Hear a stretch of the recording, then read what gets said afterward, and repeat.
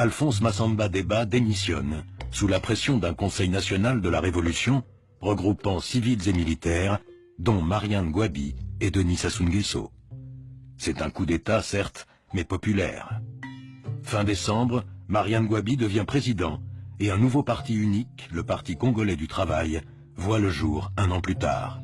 À la Révolution et au Parti congolais du travail, je m'engage en me guidant le principe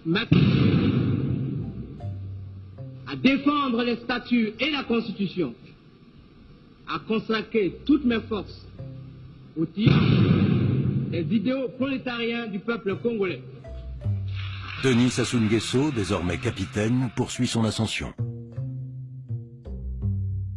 Chef du groupement aéroporté, patron des forces terrestres de Brazzaville, directeur de la sécurité, ministre de la Défense.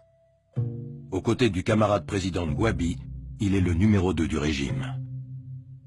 Quel genre d'homme était Mariane Gouabi?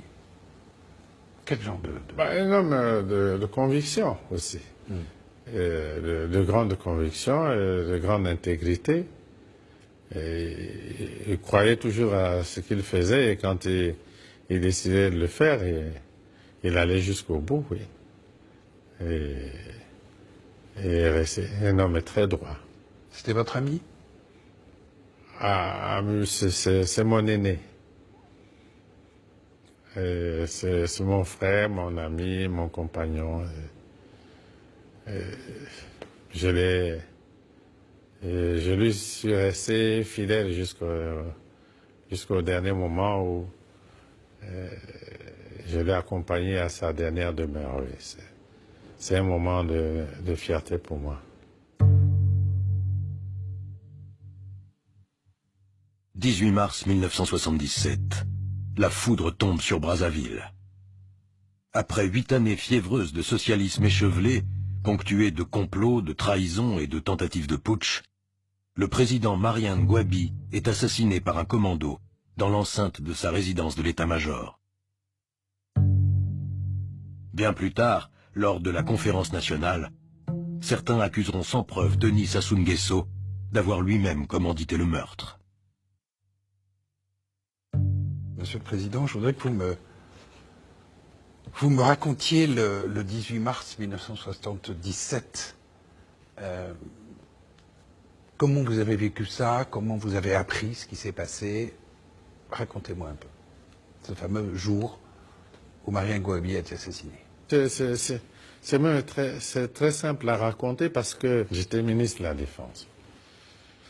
Et puis, je crois qu'à cause de quelques problèmes au Cabinda, etc., et des appréhensions qu'on avait au sujet des situations dans l'enclave du Cabinda, le quartier était consigné. Et je suis resté au bureau jusqu'à 13h, 13h30.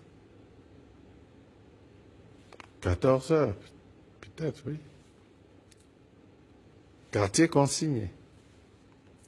Puis je suis allé me rafraîchir un peu en Pila chez moi. Puis dès que je suis arrivé, le Kunzo me téléphone pour me dire que il entend des tirs nourris en direction de l'état-major général. Des tirs nourris en direction de l'état-major général. Il me téléphone. Bon, j'ai juste remis mon ceinturon. Je n'ai même pas dit au revoir à mon épouse et à mes enfants. Et je suis revenu. J'ai foncé naturellement vers mes bureaux au ministère de la Défense. Quand je suis arrivé devant la mairie, l'actuelle mairie, là on m'a dit, le président Gouabi est grièvement blessé et on l'a amené à l'hôpital militaire.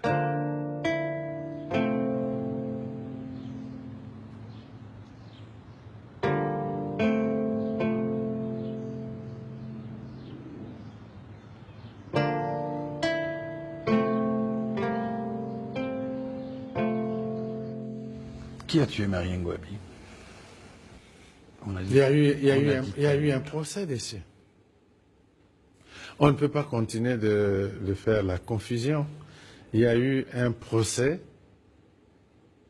et les éléments qui avaient participé au forfait, ceux qui étaient abattus sur place sont connus, ceux qui ont pu s'enfuir sont connus, certains d'entre eux ont été recherchés, dont Kikadidi qui avait été tué dans les opérations de recherche, Kikadidi. D'autres ont été arrêtés et ont été jugés. Le procès s'est déroulé dans le pays,